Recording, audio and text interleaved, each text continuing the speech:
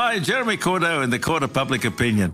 I'm just on air here to let you know that we'll be live streaming the Court of Public Opinion every Friday between 9 o'clock and 12 on jeremycordeaux.com. Please join us. We'd love to have you.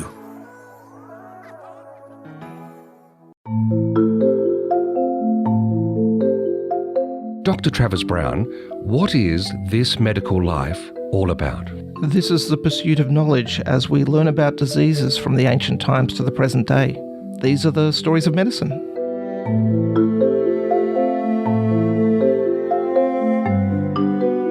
Dr. Travis Brown, as we move into this topic of carrier screening, it feels like one of those espionage novels where they've got high-tech scanning operations at an airport looking out for suspects. Is there an analogy to be had there? Well, there could be. It's a good comparison that sometimes we go searching for some things. We need to find there's some potential badness out there, and understanding where that is or even what it is a really important question to ask. Sometimes we sort of say, okay, let's find out everything. And sometimes we actually either it's our right to know or it's actually asking the question. And this is carrier screening. And this is not trisomy testing. So this is not the Down syndrome, the Edward-Pateau syndrome. This is carrier screening. And we actually have touched on these topics before in our backlog of episodes. So the three main conditions that we talk about in carrier screening is cystic fibrosis, which we discussed in episode 44 of This Pathological Life, as well as Fragile X syndrome, which was episode 33. And the one we haven't touched on today, which we'll just delve into a little bit, is spinal muscular atrophy.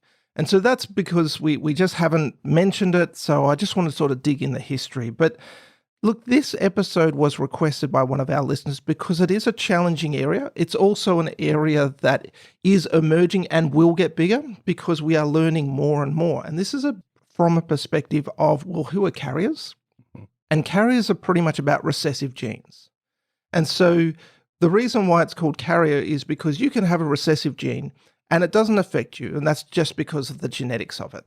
Right, so a carrier might or might not have the disease or condition go active. And they usually don't. Right. And this is why the carrier, it's just when they become, so a heterozygote, oddly enough, when we look at it, the carriers sometimes, it's suggested or theorized, or actually known, that they can have a survival advantage. So cystic fibrosis is a theory that people who had it in the past actually had resistance to like cholera and diarrheal diseases. So if they got it, as everyone sort of tend to get at that time, they would lose less water and sort of retain. So they had almost a dehydration resistance and survival advantage. The problem is you combine that and become homozygote, and it is a very negative thing to have, and it can affect your health. And that's the same for sickle cell disease. Sickle cell is, as a heterozygote, has malaria survival advantage. Problem is you put it together and it can be, well, unfortunately lethal for some people. So this is the idea. Now, some of them we don't know why they exist, but it is a range of illnesses that come through and different levels of severity. And so if we turn our attention to spinal muscular atrophy, this is abbreviated to SMA, and this condition was first recognized in 1891. And so this was by Guido Werdnig, who was an Austrian neurologist. And he encountered two infant brothers. They were 10 months old. And they had this onset of progressive weakness. Now, if we actually look at the spinal cord and you cut it, do a cross-section of the spinal cord. Right. If you look at the front section, sort of we have white and grey matter. If you look at the front section, that's called the anterior horn with the grey area. And if you look at the back section with the grey area, that's called the posterior horn. Now, all your motor signaling. That's right. Yes. Goes through the anterior horn. Okay, so the anterior part of the spine, and all the sensory information goes in through the back. Oh. So this is sort of the way that the spine works. And what he did was, and unfortunately, the first brother died at the age of 3 years. He died from pertussis and hydrocephalus. And then the second brother died at the age of 6, but he did autopsies on them. Now, when you look at what he did, it must be remarkable because he went through and he found that these boys had degeneration in the anterior horn of the spinal cord. And so he was saying, okay, well, this must mean that their motor development was impaired and getting worse. And so this was a disease of the motor nerves. Can I just interrupt? Yeah. That sounds like a very thorough post-mortem. Right, it is. And that's what I'm saying, because you would have had to have gone through all of the nerves and brain. And this was a neurologist doing this. So this is done by forensic pathologists this day. So now he would have focused on all the nerves, the CNS. And so he found that this was a degeneration. Now, we don't have any evidence before this. It would have existed beforehand, but this is the first medical case that's come forward. And in 1893, there was this newly established Edinburgh Hospital report, and 2 people, John Thompson and Alexander Bruce, published a case of this. A case of progressive muscular atrophy in a child with spinal lesions. JB. 4 years, 4 months. First seen on November 1889. The only complaint being powerlessness of the whole body. When 12 months old, she was a fine, strong child and could walk round the room holding on to the chairs. She had been able to do so for nearly 2 months at that time. Present illness. Soon after the beginning of her second year, she began to be unable to walk, and by 15 months was getting noticeably weaker. At 16 months old, she had a slight bronchial attack. When 18 months old, she could not get onto her feet herself, but if supported a very little, she could stand. Her hands and arms were not at all weak, and with their help she crawled about a great deal. She could sit up for any length of time. So a few years later, Johann Hoffmann, who was a German neurologist, he reviewed Werdnig's 2 cases, and he found 7 other children from 3 different families with the same illness and the same pathology. This became known as Werdnig-Hoffmann disease. And so in the next century, we would start to understand the clinical manifestations of this disease. Our understanding, our classification of this in a clinical setting became better and better.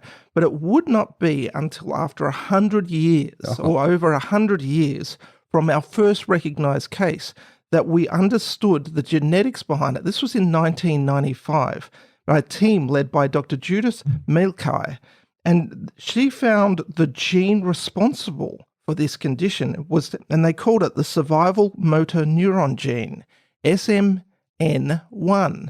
Now, because there's a 1, there's also a 2, yes, but the majority of this condition is due to a defect in the SMN1 gene.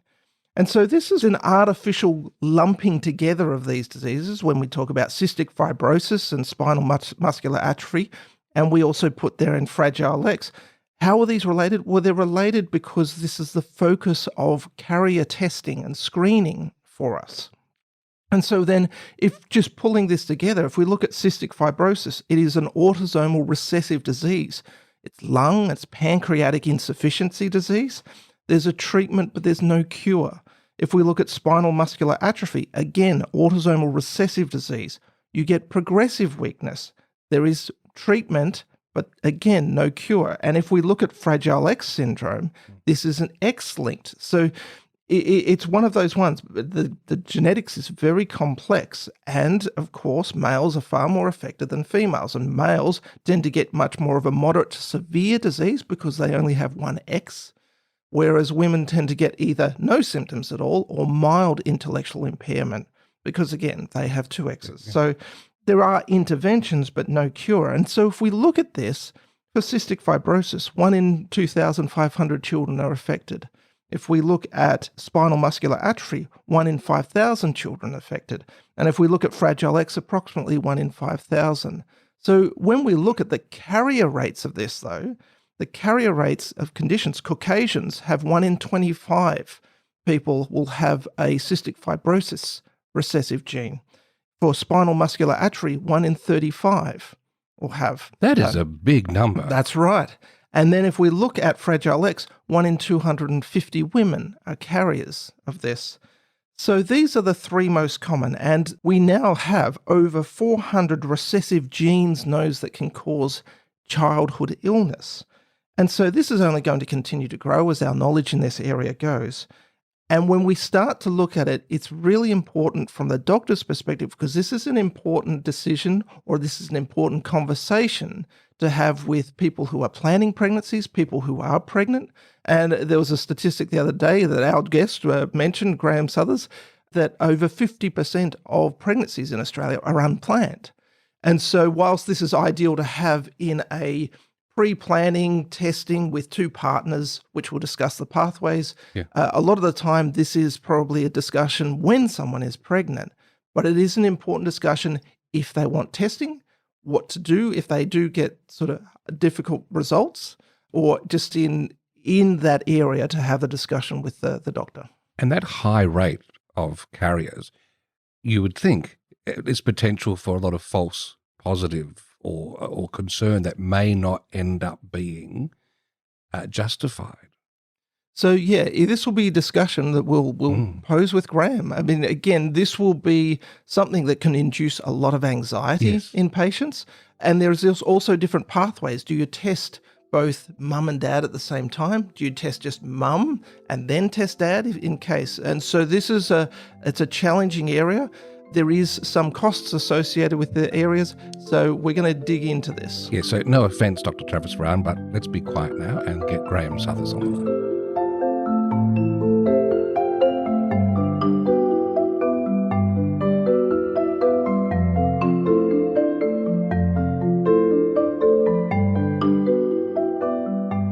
Professor Graham Suthers is the National Director of Genetics for Sonic Pathology Australia.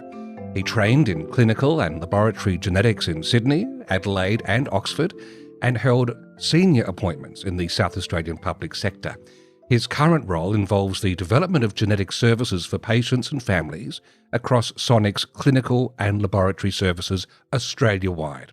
Professor Graham Suthers is a regular here on This Medical Life podcast, and he's back with us today. Welcome, Graham. Thank you very much, Steve. Graham, in this episode, we're talking about recessive genes. Can you give us a brief overview of the inheritance pattern of parents, mother, father, to children?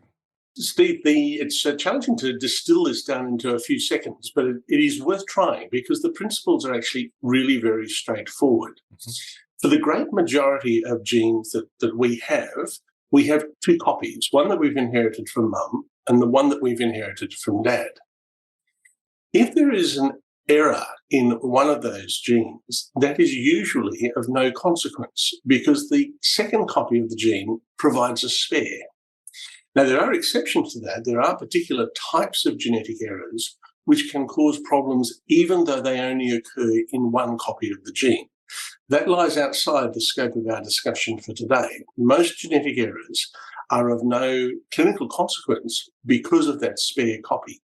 However, if you have a couple of parents, a couple who are going to have a child, and they both have an error in one copy of the same gene, the parents themselves will be fine, but there is a chance that the child could inherit the abnormal copy of the gene from each parent, and hence have two abnormal copies and no spare.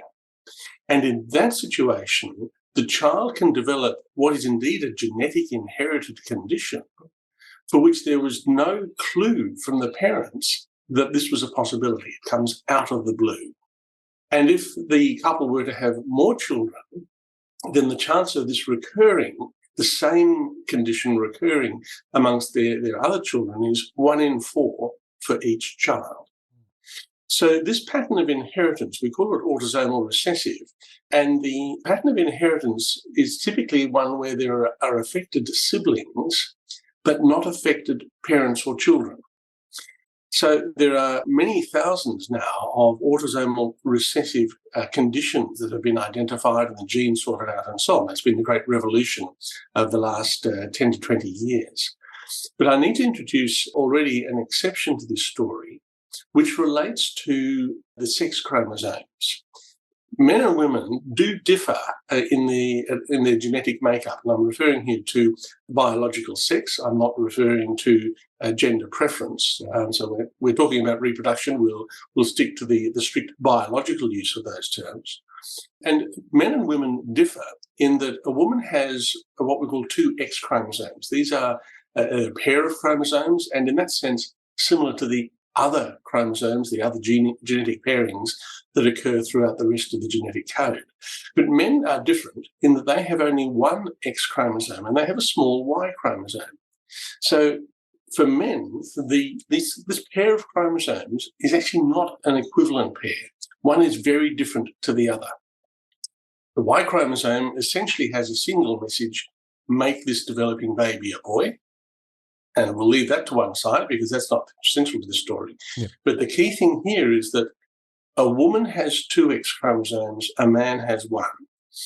If a woman has an error in a gene on one of her X chromosomes, there is a spare copy. But if a bloke has an error in one of the genes on his X chromosomes, there is no spare. And so a boy can be affected by an inherited condition which is not evident in his mother. So again, it can seem quite surprising that this child, this boy, is affected without any family history. And for this couple's children, the chance of any subsequent sons having that condition is 1 in 2. But remember, they can also have daughters. So overall, the risk of them having an affected child is 1 in 4. So it's the same 1 in 4 risk among siblings that we find with the autosomal recessive mode of inheritance that I discussed a moment ago. Now, we are discussing carrier screening, but I want to make sort of an important distinction. What is the difference between NIPT and carrier screening? It's a really important distinction. Thanks, Travis. And let me remind our listeners that NIPT, or non-invasive prenatal testing, is looking for common chromosome conditions such as Down syndrome, Edwards syndrome, Patau syndrome, and potentially sex chromosome disorders and things as well. Those are the options there. But these major chromosome conditions are typically new problems that have occurred just in the pregnancy under investigation. So these are very rarely familial conditions. So the test needs to be done during pregnancy because it's a new genetic error that we're looking for. And there is rarely any family history of these conditions. So this raises an important similarity and an important distinction with carrier screening. Carrier screening, we're looking for conditions where the genetic basis is truly inherited. Even if there's not a family history of this condition, there is a genetic basis for the occurrence of this disorder, and it can recur amongst the brothers and sisters of an affected child. So this is something which can potentially be explored before pregnancy. It does not need to be deferred until the pregnancy is underway.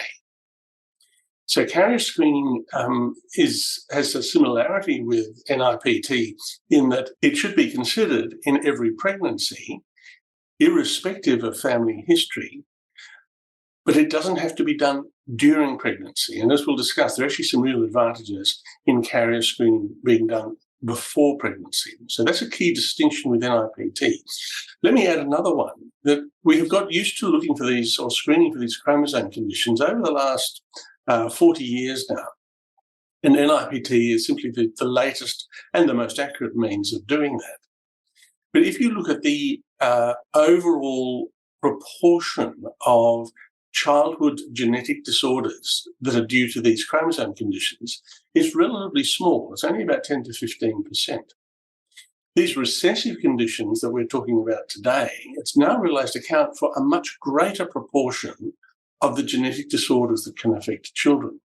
So if you were to rank NIPT and carrier screening in terms of their potential impact or the contribution that they make to serious genetic disorders in children, these recessive conditions are way ahead as being a much larger cause. And so there is potentially much greater benefit that parents can achieve through carrier screening. Now, I stuck in the word "can achieve" there because I recognise there are some ethical considerations as well, and we'll come back to that later in this discussion. But in the purely numerical terms, carrier screening, I wouldn't want it to supplant NIPT, but it is potentially far greater impact. So this discussion about carrier screening that we're having today, and it's happening across healthcare forums and in the public domain now, this is a really important step change in reproductive care in Australia. It's not an incremental shift. It's not a minor tweak on the edges for those with a particular interest. This is big time in terms of a major shift in how we think about reproductive care. Can I ask then, when we're looking at the genetic causes of major congenital disorders, what percentages or what sort of proportions are like trisomy, are these recessive? Do we have a sort of a good feel of that? We have a feel, but not a good feel. Right. And here's the interesting problem. The first is that the genetic or the diagnosis of genetic disorders in early childhood is very much a moving story. It is going to be different in different populations depending on what services are available to make these diagnoses. It's going to differ in populations because of the different risks of different conditions due to the varying ethnicity and so genetic ancestry in these populations. It's going to differ because there are some carrier screening programs, or there are just in general genetic screening programs of various types that have been implemented at different times over the years. But perhaps most strikingly, what has changed is our much greater recognition that certain conditions are indeed autosomal recessive. So the textbook, if you will, of these recessive conditions, both those on the X chromosome and those on the autosomes, the other chromosomes, that textbook has grown rapidly, both in terms of the number of entries and in the detail of those entries as we now come to grips with the genetic basis for them. So if you put that all together, it means that we don't have a very good snapshot available today about the real prevalence of, or incidence, I should say, of these genetic disorders. However, if I wind the clock back to about 20 years ago in the early noughties, there was an international study that endeavoured to look very carefully at the proportions of childhood onset genetic disorders that were due to chromosomes, etc. We have to factor in that that was well before much of this autosomal recessive genetic testing became feasible or where there was data. So what I'm now going to present is my mishmash of data from 2006, which is when it was published, and my estimate based on indirect information that we are getting through our carrier screening program. Now, with that very long and drawn-out caveat, let me say that 10 to 15% of the serious genetic disorders that afflict young children are the chromosome disorders that we typically screen for.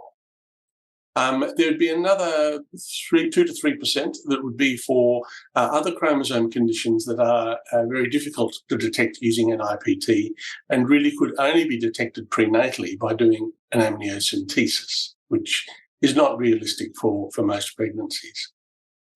There's another 15 or 20% which represent mutation, which represent disorders for which there may be multiple genes involved, or where we really don't know, where there's a combination of environment and chance that we haven't quite sorted out.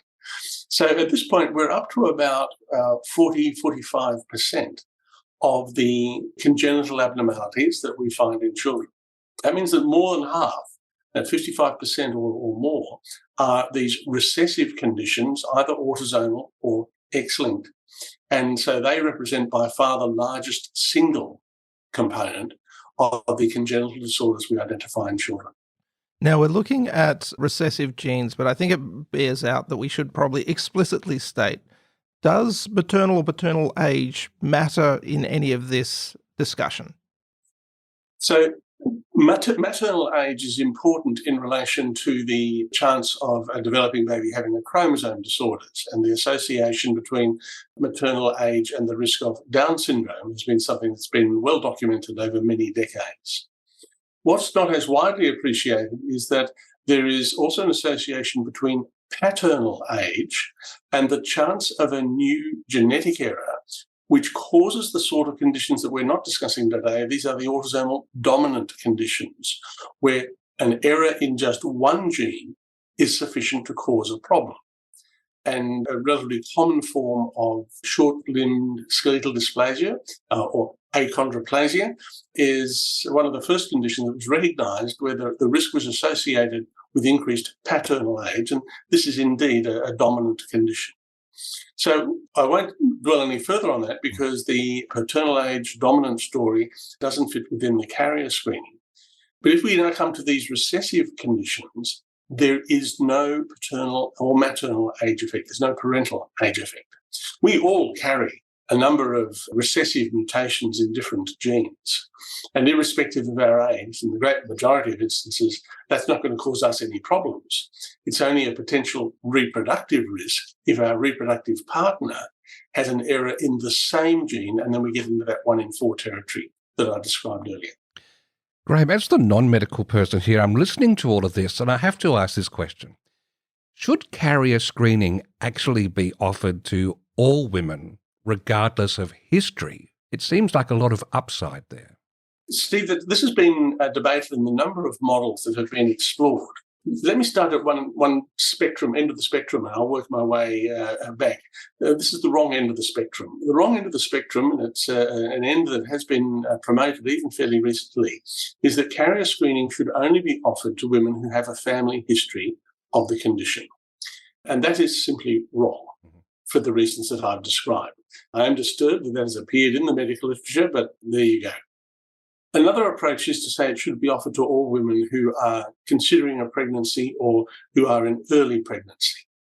And that's a useful target, and indeed that is one that the Royal Australasian College of Obstetricians has recommended. And I have a lot of support for that. I think that is a realistic thing to do. There is a challenge or problem here, Steve, in that if you're going to offer this screening before a woman is pregnant, how before do you do it? Yes. And about half of all the pregnancies in Australia are unplanned. So there goes half your opportunity of speaking to a woman and her partner prior to conception and saying, have you thought about having this investigation?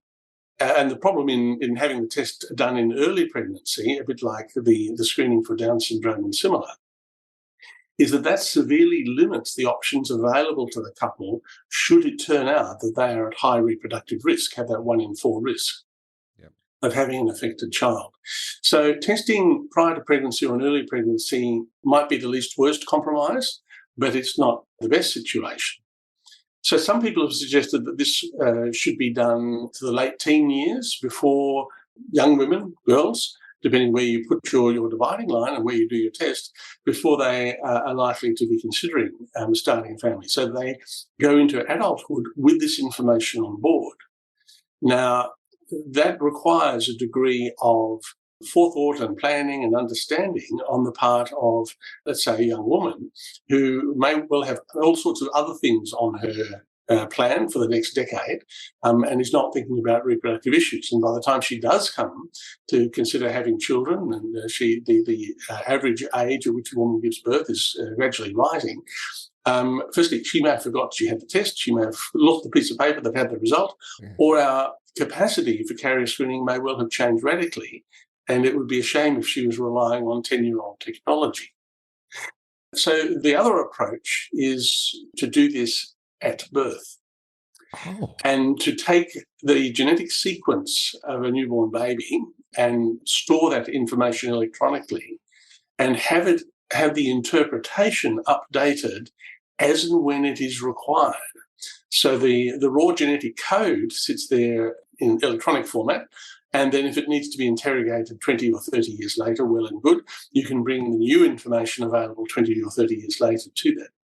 Now, for me, these testing either at birth or in adolescence, early adulthood, raises some significant ethical issues that I don't feel confident that we've really addressed those. There's also the technical issue that our ability to get a raw genetic sequence is improving dramatically over time. So once again, we come back to the dilemma of, is it worth relying on a DNA sequence from 5 or 10 or 20 years ago to draw today's medical conclusion, or should we in fact resequence using today's technology? So for those various reasons, I think the College of O&G's position is the least worst compromise in taking the story forward.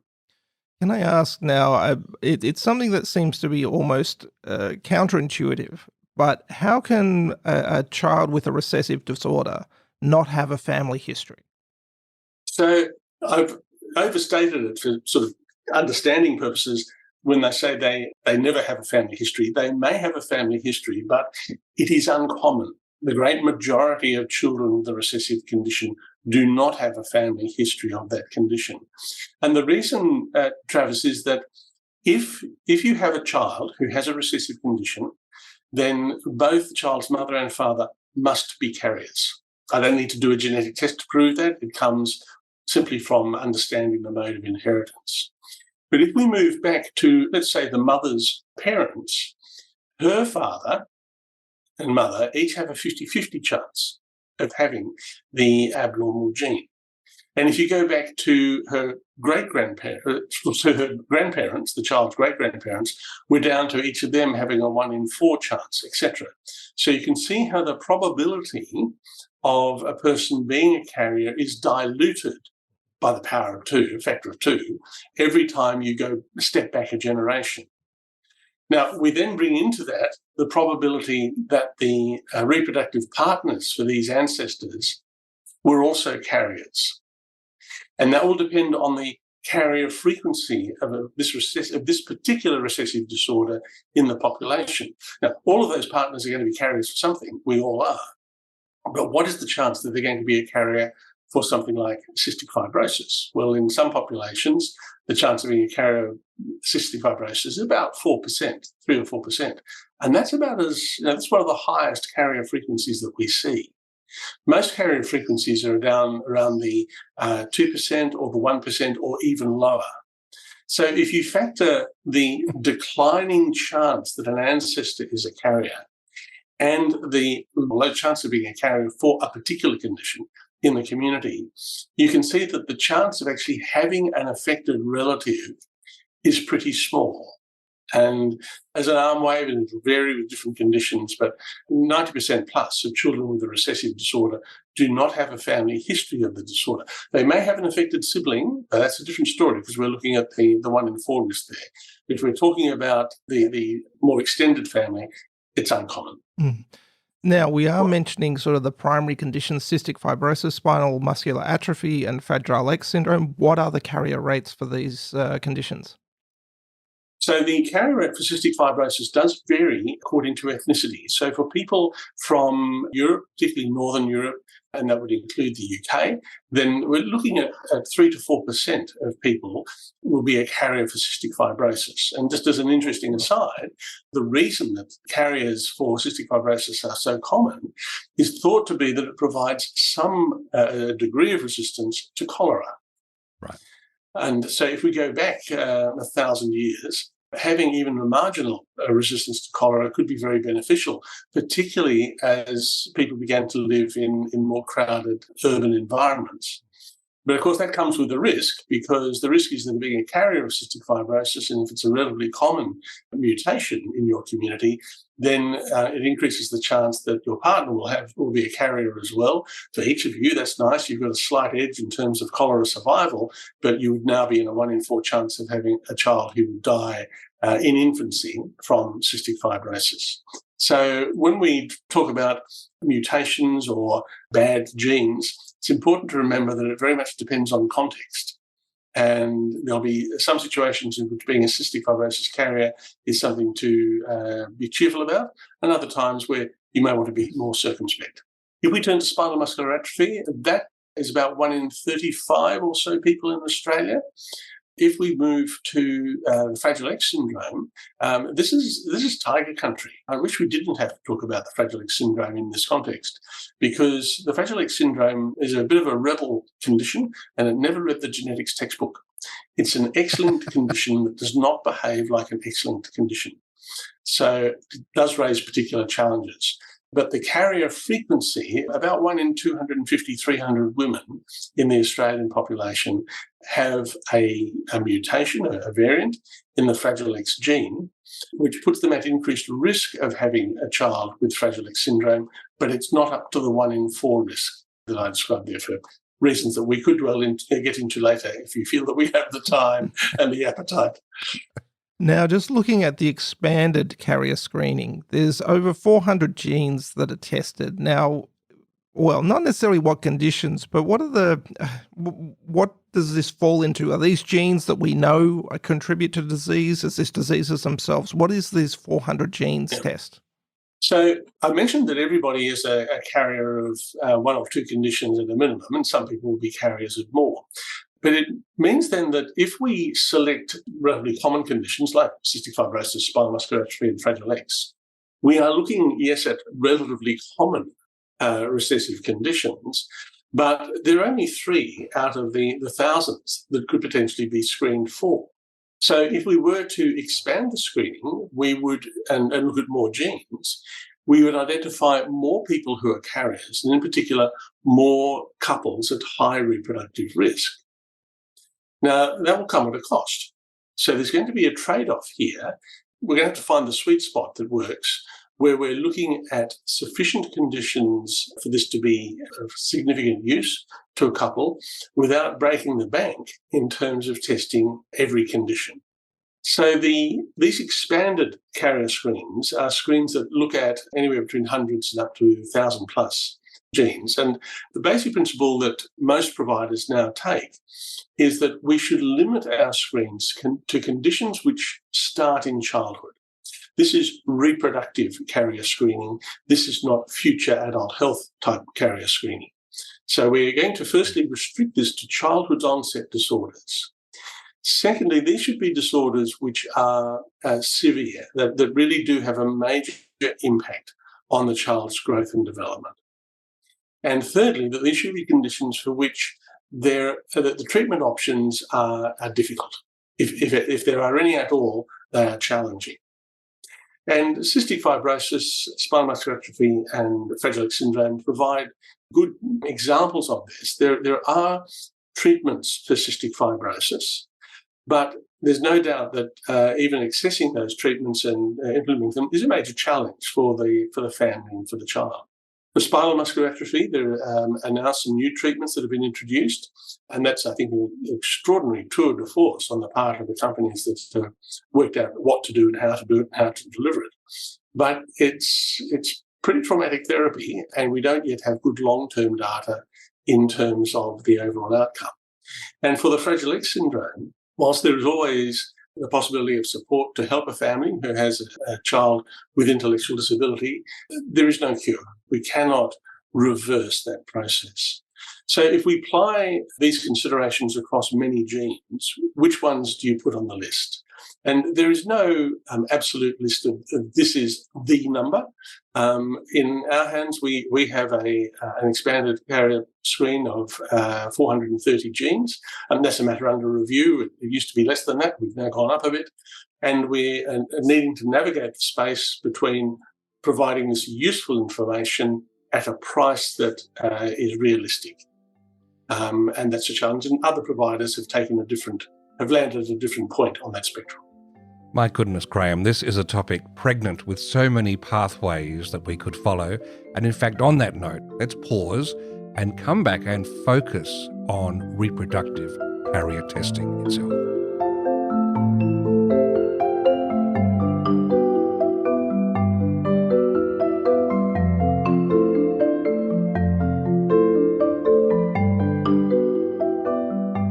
We continue our discussion now with Professor Graham Suthers on carrier screening. Graham, when testing for carrier screening, there's been described a fast and a slow option. What's the difference between these two? Steve, I call them fast and slow because it relates to the amount of time that it will take to get the results back. If a woman is tested first, and it's appropriate that she be tested first, we can examine her DNA to see whether she is a carrier of autosomal recessive conditions on our test list, on our panel, or a carrier of an X-linked condition on our test list. The X-linked ones where there is a mutation just on the X chromosome, and you remember that it's her sons that are at risk of those X-linked conditions. We don't need to test men for an X-linked condition because if they are hale and hearty and healthy, then they don't have a mutation on that X chromosome that poses a risk to their child. And that's why we start testing the woman first, because we're going to do a slightly broader scope of testing for her. Now, if it turns out that she's a carrier for an X-linked disorder, then it's clear this is indeed a couple at reproductive risk, and there can be a particular pathway of care for them. If she's a carrier of an autosomal recessive condition, though, we don't know whether this couple are at reproductive risk or not until we have tested her partner. So if we've tested the woman first, we've now got the result back, and if indeed it turns out that she is a carrier of a recessive condition, we then need to initiate testing on her partner, explain why we're doing this, all the whats and wherefores, and wait for his result to come back, and only then integrate her result and his result to see whether together they are a couple at high reproductive risk. And the advantage of that approach is that you're starting with a woman, and quite frankly, fellas, it's easier to engage a woman around this type of testing than her partner. It's just the way we are in biology and the differences between men and women, both psychologically and physiologically. Another advantage is that she turns out not to be a carrier, then there is no need to test her partner, and so that there's a saving in cost there. The disadvantage is that it takes longer. The test time is at least twice what it is for one test, and you need to have an episode in the middle where the doctor is talking to the couple, explaining why testing the partner is necessary. So this draws the process out. It might be cheaper overall, but for those couples where we do need to test the male, it is more expensive. So that's the slow path with its pluses and minuses. The fast path is to say we're going to test the man and the woman together at the same time. We accept that that may be overkill, that we're testing the man unnecessarily, but it does mean that after one cycle time, if you will, for doing the test, we have both results together, we can interpret them together and give them a very clear answer as to whether there is an issue to consider here or not. So it's faster in terms of laboratory time. It's also simpler in terms of counselling time, but it's more expensive. So there are those trade-offs there. Let me give you some numbers, and this reflects our experience through sonic genetics, that if we test a woman for the three common recessive disorders, CF, SMA, and Fragile X, about 6% of those women will be a carrier for one of those conditions. If we then turn around and test her partner to work out whether there's a real risk to them as a couple, only about 0.6%, or 1 in 160 or so of those couples are at high reproductive risk. So you can see that if you tested both the man and the woman for those three common genes together, you'd be doing a lot of unnecessary testing. 94% of the men you'd not need to have tested. So there's a considerable saving by doing it in this sequential way. Now let me move to the expanded carrier screen that we offer, the one that has 430 genes, because here the numbers look very different. The chance of a woman being a carrier is about 75%. Wow. And the chance of a couple being at high reproductive risk is about 5%. Now, if we test her first and wait and see, then in 3/4 of those situations, we're going to need to be testing the partner anyway. So it makes, in a sense, more sense in that for the expanded test to test both of them together. We're getting a lot of information about many genes. Why not do that synchronously rather than sequentially? Get the information back together. It also means that we can provide a report to the requesting clinician that does combine that information. So the requesting practitioner doesn't need to be looking at two complex reports and doing the integration themselves. We can provide a covered report that puts that all together. Can I ask now, because we're talking hardcore genetics here, is this something that should maybe a GP discuss with a genetic counsellor or parents be referred to genetic counsellors before this kind of testing is undertaken? Travis, it's an important question. And in one sense, I agree that this is hardcore genetics in the sense we're dealing with, raw Mendelian inheritance Yes. that is being acted out before us. But on the other hand, we've been doing this sort of stuff for quite a while now. Doctors have been talking to couples about genetic screening, not for recessive conditions, but for chromosome disorders, for many years. And many of the issues are the same. So I don't want to trivialize the importance of that initial discussion. But I think if we were to call it hardcore genetics, I'd say then we need hardcore genetic doctors. And I don't mean that we need medical specialists or genetic counsellors, that we need to upskill the medical workforce to think usefully and accurately about genetics. It is a major stream in every aspect of healthcare these days. You cannot be a responsible provider and be ignorant of the genetics that applies to your particular field of practice. So to that end, I think it's important that doctors receive education, and we provide a variety of courses and programs and so on. It's for doctors, and there are other players that do as well. So Sonic is not the only provider of this. There are plenty of opportunities to get exposure to this. We also provide resources for doctors on our website. They're freely available, so that there are brochures for patients, brochures for doctors. We've also introduced a genetic education course for patients, which essentially provides them with a genetic counselling session online, so they can understand what is going on. But I'll come back to my point that I think a person involved in reproductive care needs to be able to manage this type of counselling themselves. There simply are not enough genetic counsellors in Australia, and there's no Medicare rebate for genetic counselling for this sort of activity to be passed to an allied health professional. I think we need to, that's a separate issue, happy to take up swords with whoever about the matter of a rebate for genetic counselling. But I think more generally we need to have an educated healthcare workforce, doctors, midwives, nurses, and an educated public. Now, this was always subject to change, so we'll put a caveat to that. But what's the cost for these tests? Let me divide it into the pre-gene versus expanded and slow versus fast, because each of those carries consequences. And we also need to think of it in terms of whether we're talking about prior to November 2023 or after November 2023. So I'm afraid what you thought was a nice, simple question has a few more flavours to it than you might have expected. I'll give you the Sonic costs for these. There are other providers who have fees that are comparable, but they're not exactly the same. For the 3-gene screen, we charge $385 to test the woman. If she's choosing to have the testing done sequentially, and it turns out that we do need to test her partner, then we will test the partner for free. So with a sequential test for 3 genes, the cost is $385. When we get to November 2023, there will be an MBS item covering 3-gene carrier screening done sequentially like that. So instead of being $385, there will be no cost to the patient.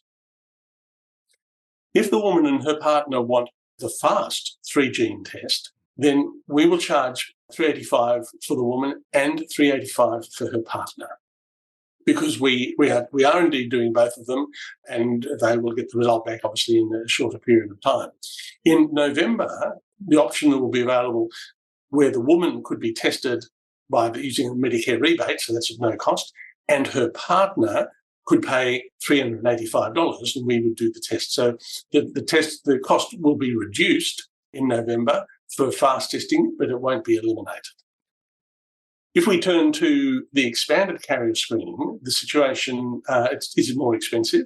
So if we test a woman initially, then that's in our hands $595.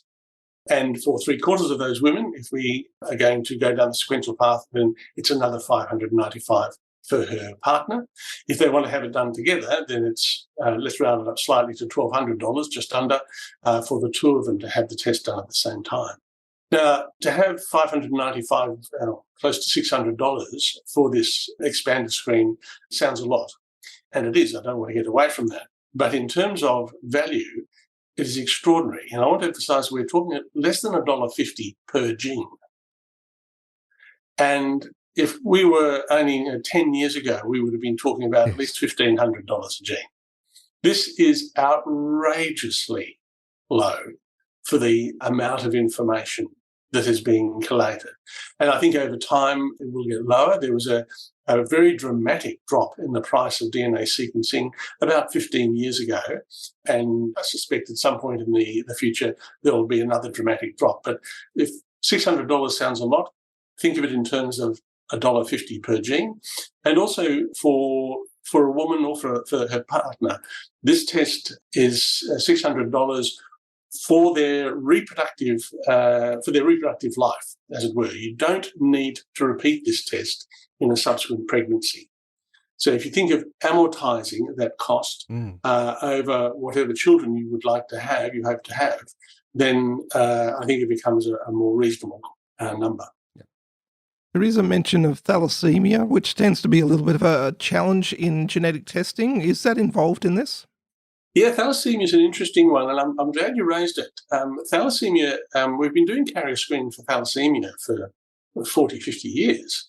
And the reason that we've been able to do it for so long is that there's a very simple blood test that can be done, which gives a clue that this couple may be at risk of having a child with thalassemia. And so that screening test, doing it just on the blood film, has been available, as I say, for many years. You're quite right. When you do have a couple who on this blood film appear to be at high reproductive risk of having a child with thalassemia, the genetics, we're back into tiger country again. Yeah. So the important thing for clinicians, for medical practitioners listening to this, and anyone else who's involved in caring for a woman who is considering pregnancy or is pregnant, is that thalassemia still needs to be looked for.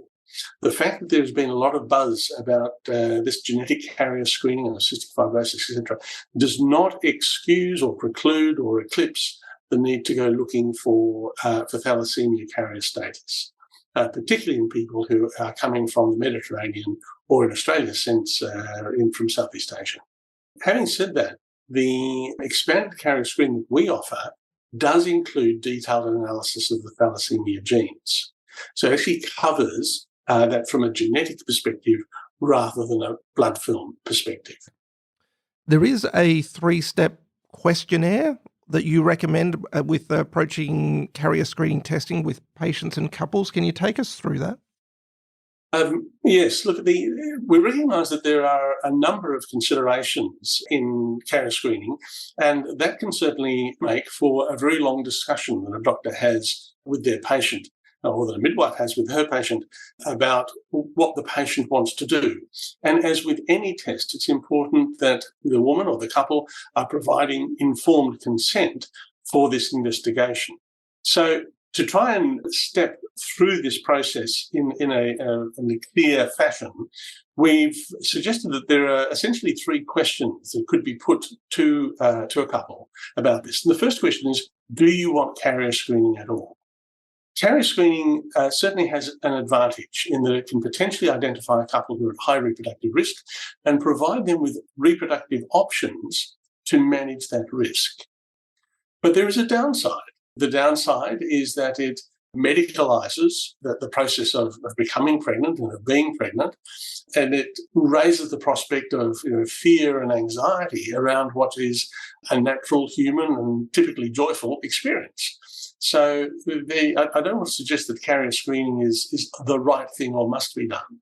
So the key question that must be asked at the beginning is, do you want information about this? And once you've read the information, do you want to have carrier screening? Because it's if a person makes an informed choice not to have carrier screening, for me, that is a success. That is a good outcome because this person has made an informed choice. The second question then is, do you want to have the narrower focus of the screen or the broader focus? Do you want 3-gene screening or do you want expanded screening? There are pros and cons in terms of cost. There can also be, the more information you get, the greater chance there is of getting some information that might be a bit more confronting than you would wish. I'm not making that a particular point here in this context. It applies anywhere. If you go and talk to your bank manager and get more and more information about taking out a mortgage, you may get to hear information that you didn't want to hear. So I'm just making that as a general principle rather than something specifically about carrier screening. So it's a matter of weighing up the additional information that you get from an expanded screen versus the potential for there may be some confusion and certainly some cost, as we'll come to. And then the third question, once you've decided whether you want focused or expanded carrier screening, as to whether you want to do that fast or slow. And there are pros and cons about that we've discussed. And as you step down through those questions, if you then work out whether this person does want carrier screening, you've worked out what scope of screening they want, you've worked out whether they want it fast or slow, then there's a clear outcome in terms of the cost of that screening, recognising that that cost may change post November 23. Graham, this has been very eye-opening, and from a GP's perspective, any final comments that you'd like to add and or advice about them in approaching carrier screening? Carrier screening represents somewhat of a revolution in antenatal care. It is a bigger step than the introduction of non-invasive prenatal testing because NIPT was an expansion or extension of what we'd been doing for many years in screening for Down syndrome and related chromosome conditions. This is a new ballpark because we're able to screen for reproductive risk for many hundreds, if not thousands, of conditions that account for a much greater proportion of the genetic disorders in children than the chromosome disorders do. So this must be part of your reproductive care. If a GP or other healthcare professional fails to address the issue of reproductive carrier screening with a woman who is planning pregnancy or who is pregnant, I think it's inevitable that will be seen as a case for litigation, that the health professional has failed in their duty of care. Now, that's not a good reason for doing something. I think there are lots of very good reasons for doing it, but I think I would want my colleagues, professional colleagues, to appreciate that this is not just a simple extension of their care that is optional. This is core stuff that must now be included. I also want to emphasise that the key factor here is that a couple need to be offered information about carrier screening, and they don't have to have it. They may say, we don't want this information, or they may get the information and choose not to have carrier screening. Absolutely fine. But from the clinician's perspective, they do need to make that offer, and it needs to be recorded in their notes.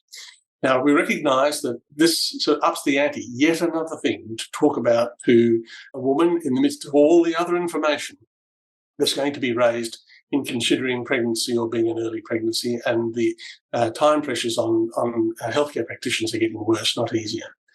So that's why Sonic has put a lot of effort into developing resources for clinicians. There are video lectures that you can watch in your time to get a better understanding and handle on this. There's material that you can download as PDFs to print off to give to your patients. And as I've mentioned, we've now got this patient course about reproductive carrier screening, which you can direct your patients to so that they can go off and do their homework and come back to you, having worked through the 3 questions that I discussed with Travis a moment ago, that the patient has stepped through that and said, I think this is the best thing for me.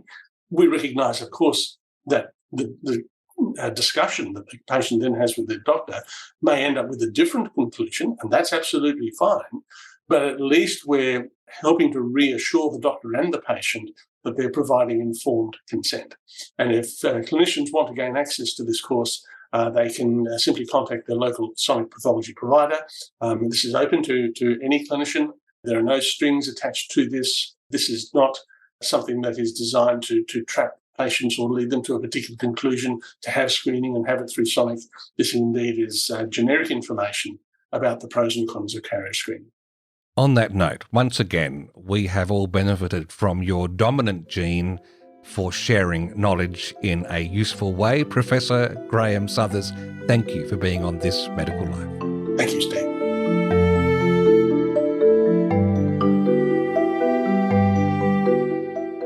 This Medical Life is recorded in the Talked About Marketing Studios in Adelaide. For show notes and more information about the podcast, visit thismedicallife.com.au. You can contact the hosts via Twitter. Dr. Travis Brown is at Dr. Travis Brown. That's DR for doctor. And Steve Davis is at Steve Davis. Editing and production is by Tim Whiffen. Design is by Tom Buzenjut. This has been a PathNotes Proprietary Limited production.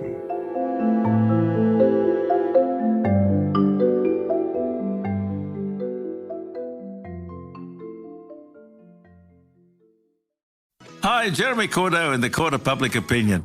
I'm just on air here to let you know that we'll be live streaming the Court of Public Opinion every Friday between 9 o'clock and 12 on jeremycordeaux.com. Please join us. We'd love to have you.